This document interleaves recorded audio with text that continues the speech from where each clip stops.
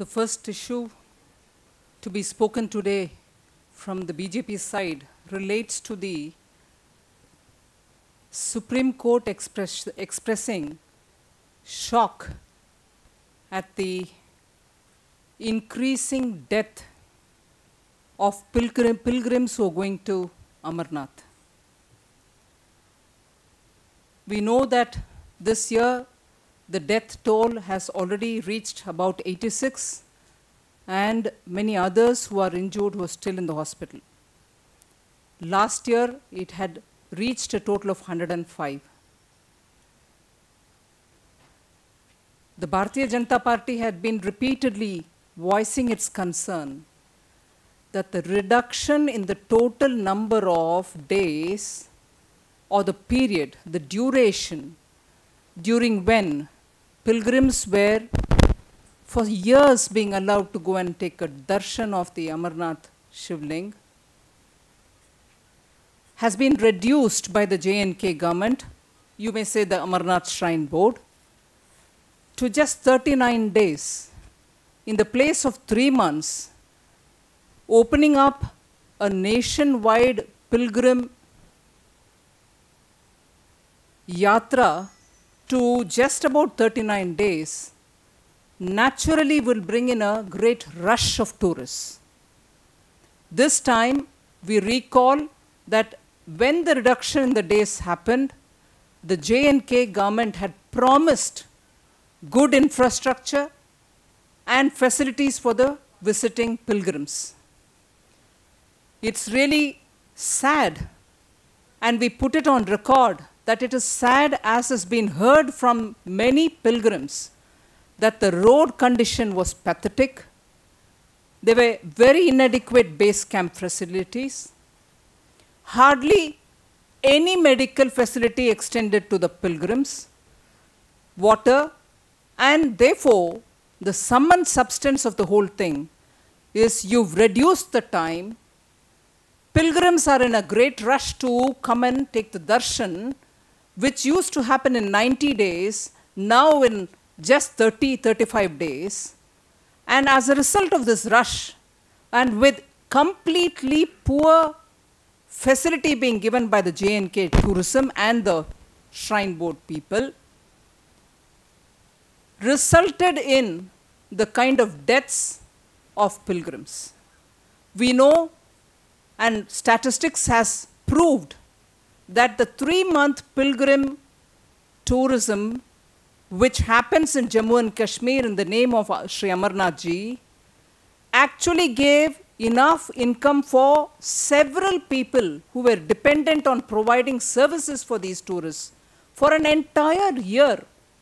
And Jammu and Kashmir, a state which is dependent on this tourism for meeting the economic requirement of so many different sections of, or the poorer sections of the society, should have just been very careful in organizing this tour. Not just to make the pilgrims welcome, but also remembering that the poorest of the poor and people who are dependent on this tourism actually stand to benefit if the tourism was held properly and in a way in which tourists felt comfortable.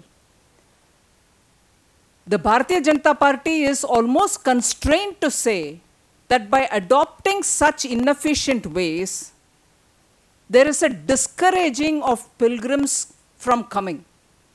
Jammu and Kashmir government, if only it had applied its mind in all fairness to the tourists, the pilgrims who are coming there, would have provided good facilities. But by not doing it, it gives an impression that you're discouraging people from coming into Jammu Kashmir, particularly the pilgrims, which is very important for the economy of J&K. It's almost like, are they so influenced by even the terrorists that, you know, one is constrained to think, if there is a strong influence of the separatists so much, that you don't even care for those pilgrims who are coming?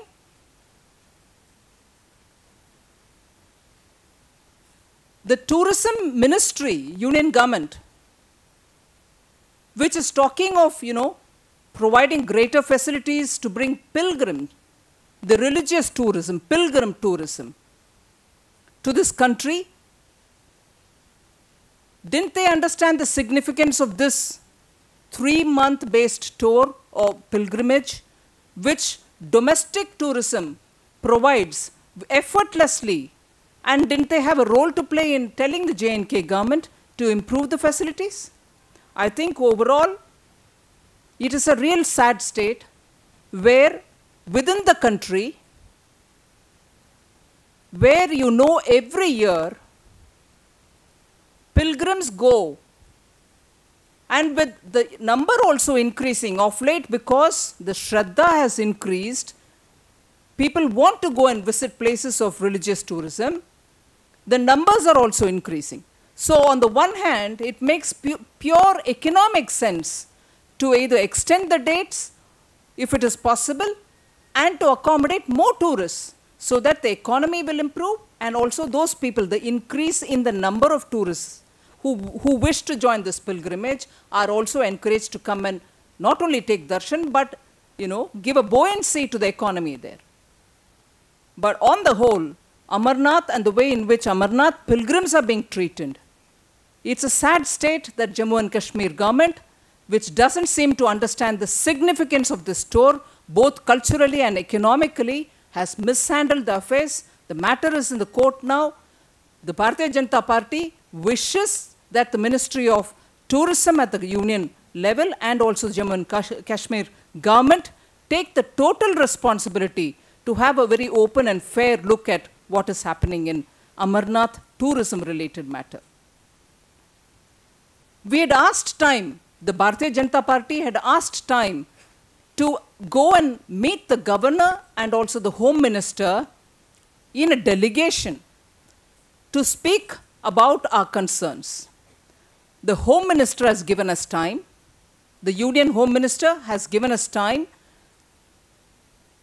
Tomorrow at 3:45, a delegation of Bharatiya Janata Party will be meeting the union home minister to express its concerns on the Amarnath pilgrimage. We have, however, not got the time yet from the governor.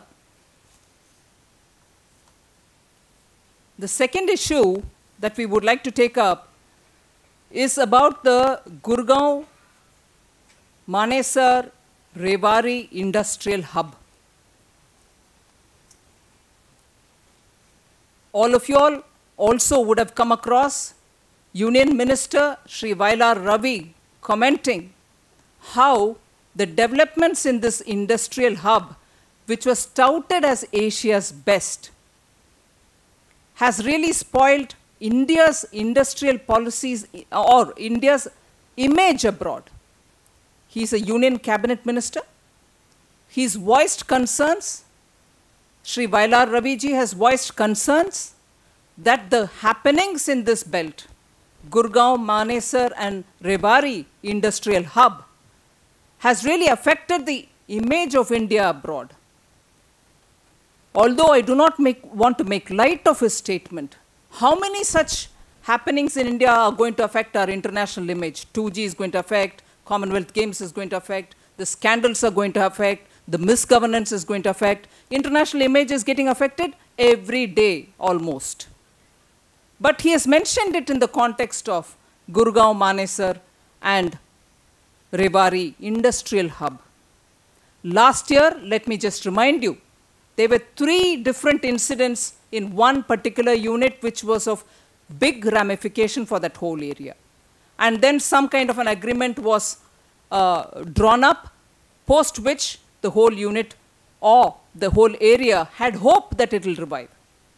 Now again, 4 or 5 days ago, you had a very similar incident, but unfortunately even more aggravated, where the GM of a unit was burnt alive.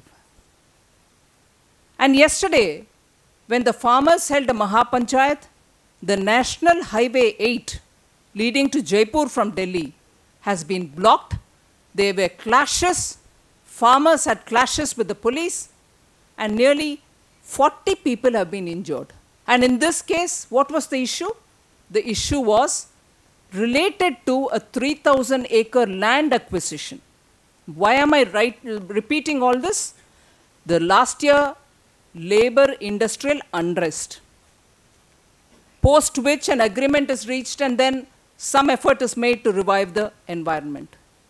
Then 4-5 days ago, you have a general manager of a unit being burnt alive and properties worth several lakhs have been burnt down.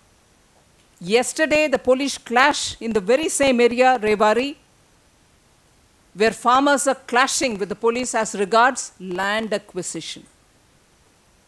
I have enlisted all this only to remind all of us that the Congress party, particularly Srimati Sonia Gandhi, has repeatedly spoken about the Haryana land acquisition model, spoken about how Haryana is proving to be the best investment destination, spoken about how industry will perform very well because of the closeness to national capital region. This belt today is really grievously in a big problem. Imagine industrial investment, but on the very three major issues of labor, inclusive growth where poorer sections are going to be taken care of a very vibrant land acquisition policy, and of being very inclusive in its growth, you find the Congress-led Haryana government failing to promote an industrial belt where neither the labor is happy, nor the management is happy, nor the farmers are happy. Industrial hub where no one is happy. And we are expecting investment from abroad.